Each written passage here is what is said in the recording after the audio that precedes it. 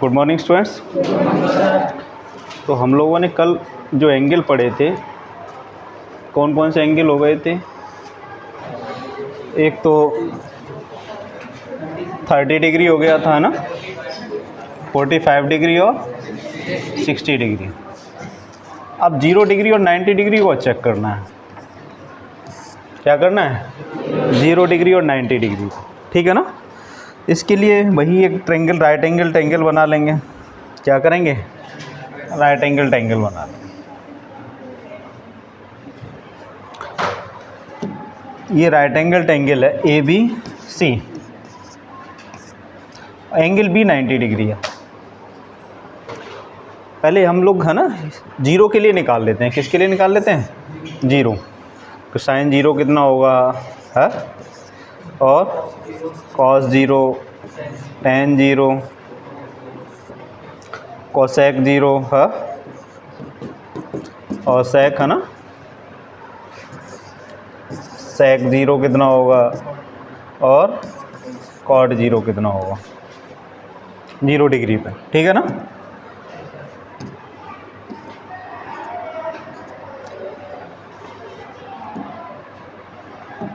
अब एक चीज़ देखो, एंगल ए यहाँ पर ए और बी कैसे हैं? एक्यूट एंगल हैं।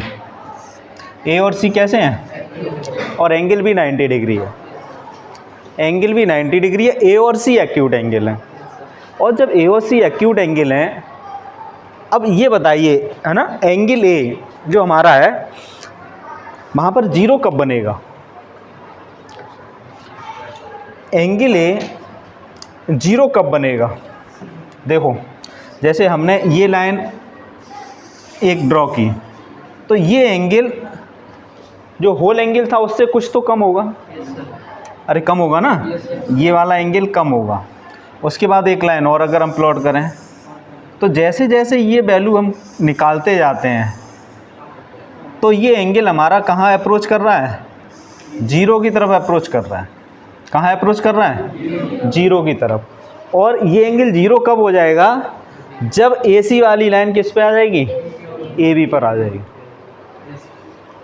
तभी 0 हो सकता है ना, या पहले भी हो सकता है? जब ये C पॉइंट कहाँ पर आ जाएगा? B पर। तभी ये लाइन हमारी है ना, तभी जो एंगल A होगा वो क्या होगा? 0 होगा। AC वाला पॉइंट कहाँ पर आ जाएगा? AB पर आ जाएगा। अरे क्लियर है ना। तब एंगल A 0 होगा। तब एंगल A क्या होगा? 0। एंगल A को 0 होने के लिए हमारी जो AC वाली लाइन है वो किस पे आ जाएगी? AB पर आ जाएगी। मतलब AC और AB बराबर हो जाएंगे। अरे क्लियर है ना। AC और AB कैसे हो जाएंगे? इक्वल हो जाएंगे। और जब AC और AB इक्वल हो जाएंगे, तो जो C लाइन हमारी कहाँ पर आ जाएगी? C पॉइंट कहाँ पर आ जाएगा? B पर आ जाएगा।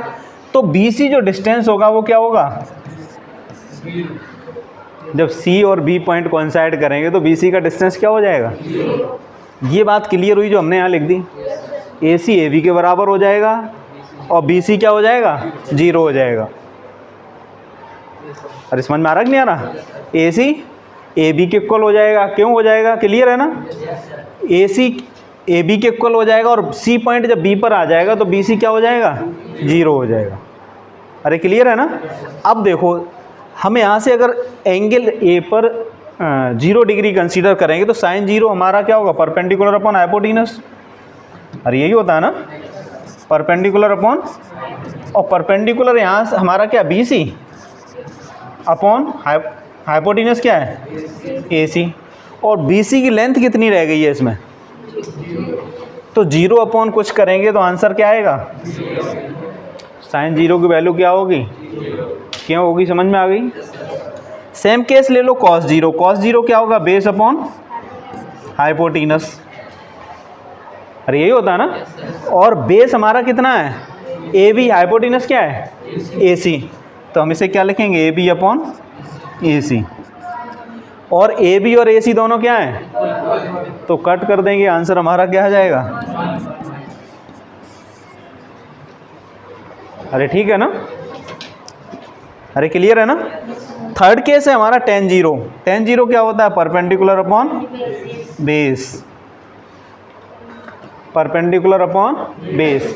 परपेंडिकुलर हमारा कितना है BC, बेस कितना है AB, और BC क्या है, और AB कुछ भी होगा है ना, 0 में डिवाइड करेंगे आंसर हमारा क्या आएगा, तो tan 0 की वैल्यू क्या होगी 0 डिग्री होगी।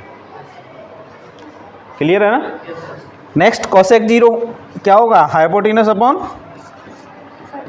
परपेंडिकुलर। हाइपोटेनस हमारा क्या है AC, परपेंडिकुलर क्या है, अरे BC है ना, और BC क्या है, और 0 में किसी से डिवाइड करेंगे तो क्या आएगा,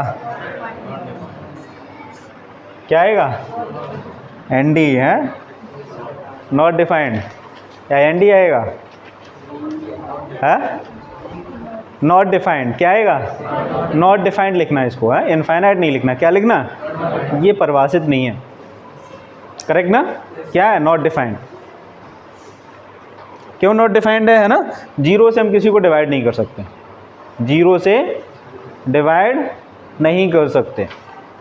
sec 0 देखो क्या होगा, हाइपोटेनस अपॉन बेस। हाइपोटेनस हमारा कितना है AC, बेस कितना है AB, दोनों क्या है AC AB इक्वल है, आंसर हमारा क्या आ गया 1 आ गया। अरे क्लियर है ना।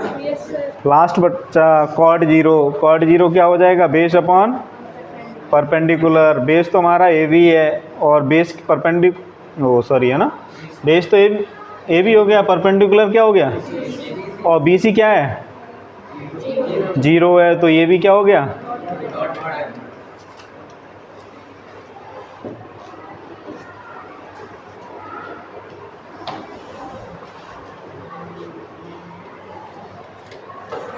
क्लियर हुए कि नहीं हुए।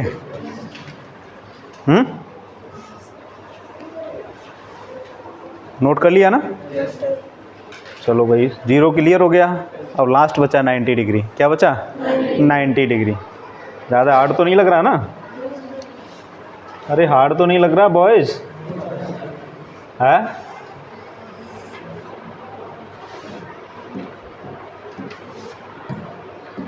Ninety degree.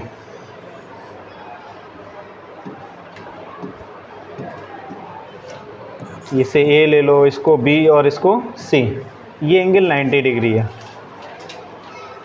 करेक्ट ना। अब देखो 90 डिग्री एंगल के लिए जब एंगल 90 डिग्री बनाना है तो क्या करना पड़ेगा, यहाँ पर A को, A जब 90 होगा, एंगल A अगर एंगल A है ना, एंगल A इक्वल टू अगर 90 होगा, कब होगा, जैसे समझना, ये एंगल जो अगर हमें यहाँ से प्लॉट करें, ये जो एंगल है इससे ज़्यादा होगा कम होगा, ये वाला एंगल इससे ज़्यादा होगा या कम होगा, ज़्यादा होगा। जैसे जैसे B के साथ अप्रोच करेंगे, B के पास एंगल की वैल्यू बढ़ती जाएगी, और कहाँ तक बढ़ेगी 90 तक बढ़ेगी, और 90 उधर जाएंगे फिर कम होना शुरू हो जाएगी, करेक्ट ना। तो जैसे जैसे हम इसके पास बढ़ेंगे, जैसे जैसे इसके नज़दीक जाएंगे तो वैल्यू क्या होगी, इंक्रीज होगी है एंगल की, ये एंगल और बड़ा होगा, ये एंगल और बड़ा होगा, है ऐसे ही होगा ना। और लास्ट में जब ये AC वाली लाइन BC पर आ जाएगी, AC वाली लाइन BC पर आ जाएगी, तो एंगल 90 डिग्री तब हो पाएगा, क्या उससे पहले हो जाएगा। तो हमारा रिजल्ट क्या निकला, AC किसके बराबर होगा, BC के बराबर होगा, और A पॉइंट कहाँ पहुँच जाएगा, A पॉइंट जब B पर पहुँच जाएगा तो AB क्या हो जाएगा 0 हो जाएगा। अरे हो जाएगा नहीं हो जाएगा, क्लियर है ना। अब वही कंसेप्ट लगाओ सेम, sin 90 निकालना है, क्या निकालना है, वही होता है परपेंडिकुलर अपॉन हाइपोटेनस। परपेंडिकुलर क्या होगा BC अपॉन AC, और BC कितना है हमारा, BC और AC क्या है इक्वल है, तो कट जाएंगे, आंसर क्या आ जाएगा, तो sin 90 की वैल्यू क्या हो गई 1 हो गई। क्लियर है ना। साइन 90 कितना हो जाएगा? 1 हो जाएगा। दूसरा कॉस 90 क्या होगा? Base upon hypotenuse. बेस कितना है? A B. हाइपोटेनस कितना है? ए सी। तो ए बी और ए बी हमारा कितना है? और 0 में ए सी से किसी से डिवाइड करेंगे तो आंसर क्या आएगा? तो कॉस 90 की वैल्यू क्या होती है? अरे 0 होगी ना। उसके बाद tan 90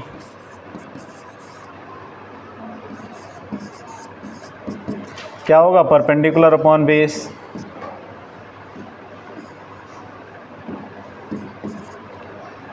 और परपेंडिकुलर हमारा कितना है? BC। और बेस कितना है? AB। और AB क्या है? 0। तो हमारा BC को अगर 0 से डिवाइड करोगे तो आंसर क्या आएगा? Not defined. ठीक है ना। एक चीज़ आपको ध्यान रखना है, अगर कोई क्वांटिटी दी हुई है, कुछ भी क्वांटिटी और 0 से डिवाइड करते हैं तो आंसर क्या आता है? और अगर कोई क्वांटिटी दी हुई है, कुछ भी क्वांटिटी है 1 2 है ना, जो है ना मैक्सिमम से मैक्सिमम हो सकती है या मिनिमम भी हो सकती है, और अगर उसे नॉट डिफाइंड से डिवाइड करेंगे तो आंसर क्या आता है? ये ध्यान रखना है। क्लियर है ना। अगर कोई क्वांटिटी है 0 से डिवाइड करेंगे तो आंसर हमारा क्या आएगा? और कोई क्वांटिटी है नॉट डिफाइंड से डिवाइड करेंगे तो आंसर क्या आएगा? 0 आएगा। क्लियर है ना। हाँ, अब देखो tan 90 हो गया, उसके बाद क्या आएगा?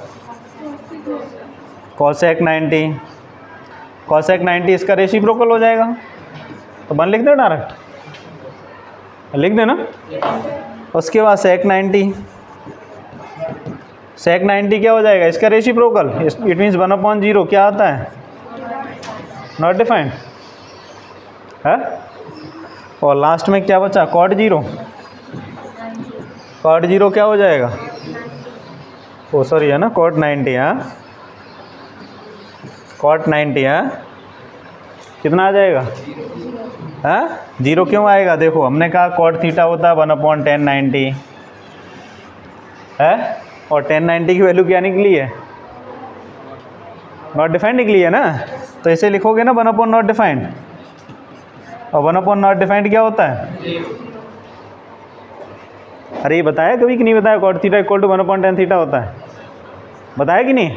चाहे आप वैसे निकाल लें, cot थीटा क्या होगा? बेस अपॉन, अरे बेस अपॉन क्या होगा?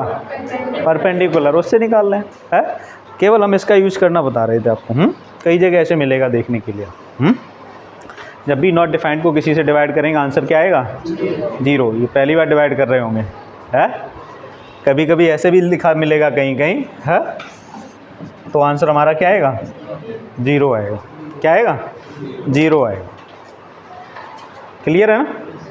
और है ना, बेटर यही है कि इसकी जगह नॉट डिफाइंड लिखो। क्या लिखो? Not defined. तो ये सब वैल्यू थी आपकी, 0 डिग्री, 30 डिग्री है, 45 डिग्री, 60 डिग्री और 90 डिग्री। ये स्टैंडर्ड एंगल हैं विद 6 ट्रिग्नोमेट्रिक रेशियोज। करेक्ट ना। ये स्टैंडर्ड एंगल दिए हुए हैं 6 ट्रिग्नोमेट्रिक रेशियो के साथ। अब देखिए, ये तो हमने बता दिया, कभी प्रूव करने के लिए पूछा जाएगा, लेकिन कभी भूल जाते हैं, और कभी नहीं, अक्सर भूलते हैं। ये वैल्यू अक्सर डाउट में रहती है कि किसकी क्या वैल्यू होगी। पहले तो मैंने आपको ये बताया कि वो ध्यान रखना है जो दो एंगल साइन और कॉस में 90 होगा उनकी वैल्यू क्या होंगी? सेम होंगी। अभी फिर क्लियर कर लेंगे, है ना। एक टेबल बना लेते हैं हम लोग। क्या बना लेते हैं? टेबल।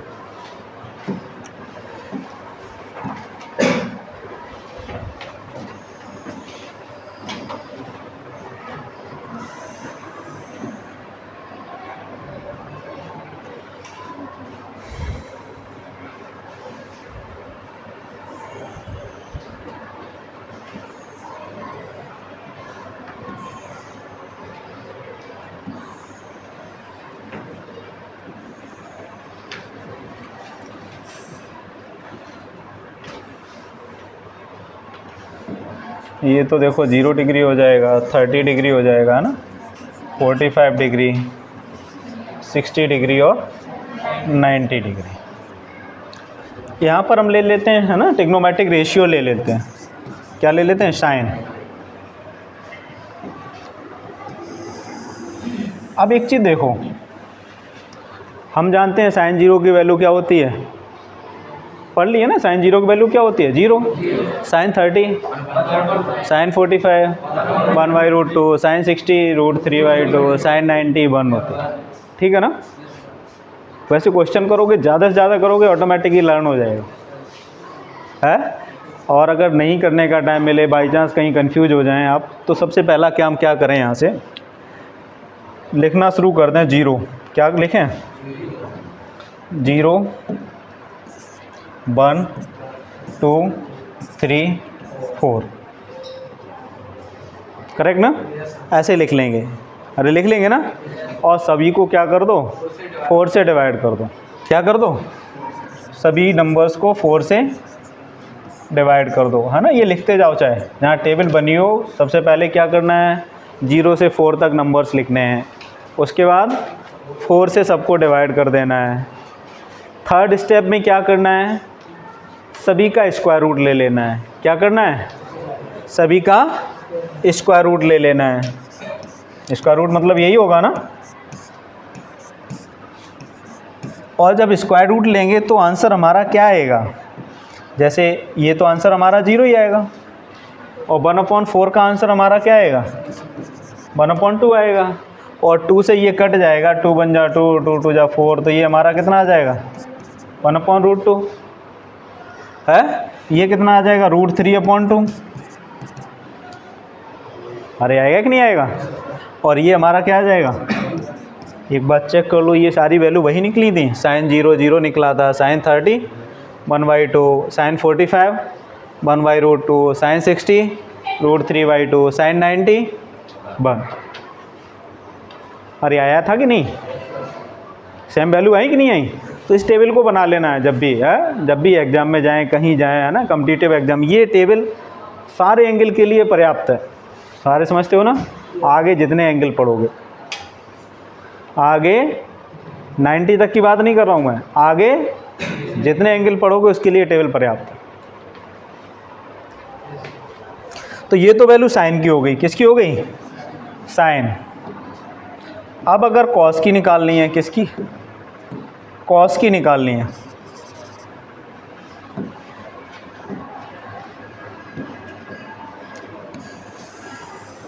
कॉस की वैल्यू निकालनी है तो क्या करना है? कुछ नहीं करना, उल्टा लिखना शुरू कर दो। 90 का जो वैल्यू वहाँ लिखा है वो यहाँ लिख दो, 1 हो जाएगा। और यहाँ क्या हो जाएगा? √3/2। यहाँ क्या हो जाएगा?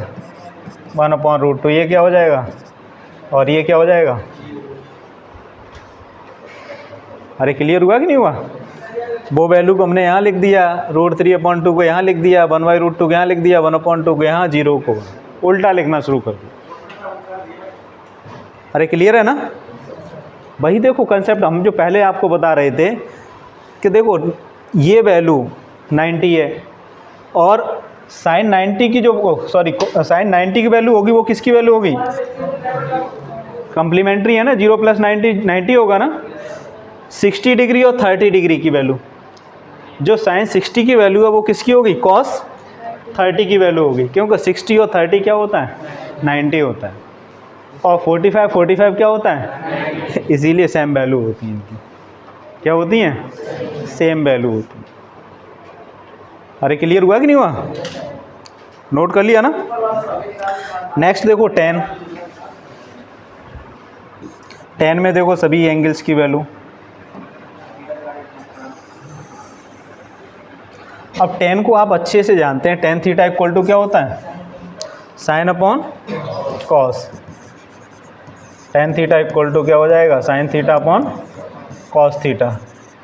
केवल साइन की वैल्यू निकाल लो, उसके बाद सारी वैल्यू आप, है ना, निकाल लेंगे।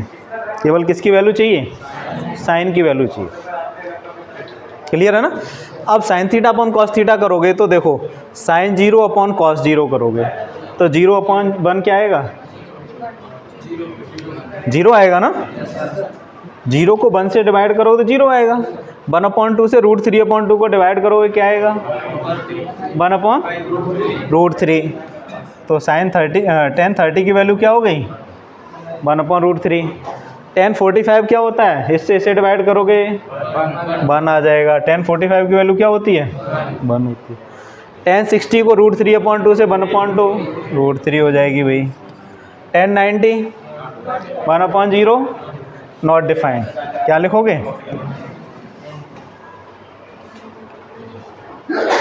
अरे क्लियर है ना,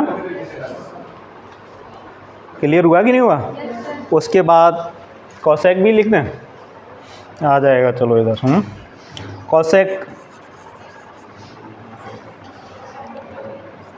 कॉसेक के केस में देखो, कॉसेक किसका रेसिप्रोकल होता है भाई, साइन का। तो यहाँ 1/sin थीटा, अरे यही आएगा ना, cosec theta equal to 1/sin theta. तो अब यहाँ पर करते जाओ, 1/sin मीन्स 1/0 sin 0 1/0 1/0 क्या होगा, नॉट डिफाइंड होगा ना। 1/1/2 1/1/√2 1/√3/2 2/1/1। अरे यही आएगा कि नहीं आएगा,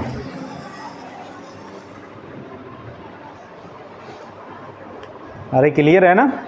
तो सेक कॉट के खुद लिख लो अब। हाँ समझ में आया कैसे करना है। सेक में क्या करोगे, 1/cos 0 कर दो, cos 0 cos 30 cos 45 cos 60 cos 90 degree. और tan में क्या करो, कॉट में क्या करोगे, 1/tan 0 1/tan 30 1/tan 45 1/tan 60 and 1/tan 90। Clear है ना।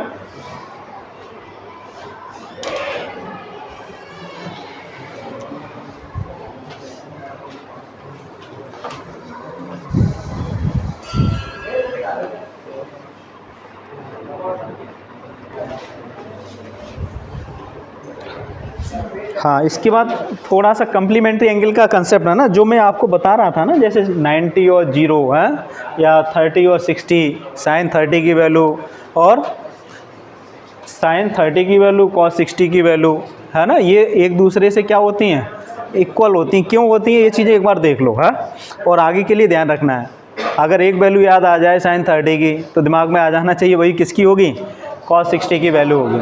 और sin 60 की आ जाए तो ध्यान में आ जाना चाहिए वो वैल्यू cos 30 की होगी। और tan 60 की पता चल जाए तो है ना cot 30 की वैल्यू होगी। क्लियर है ना। ये ऐसा क्यों होता है मैं आपको थोड़ा सा आप बता देते हैं, आप लिख लो ये चीज़ जिससे आगे के लिए याद रहेंगे। हाँ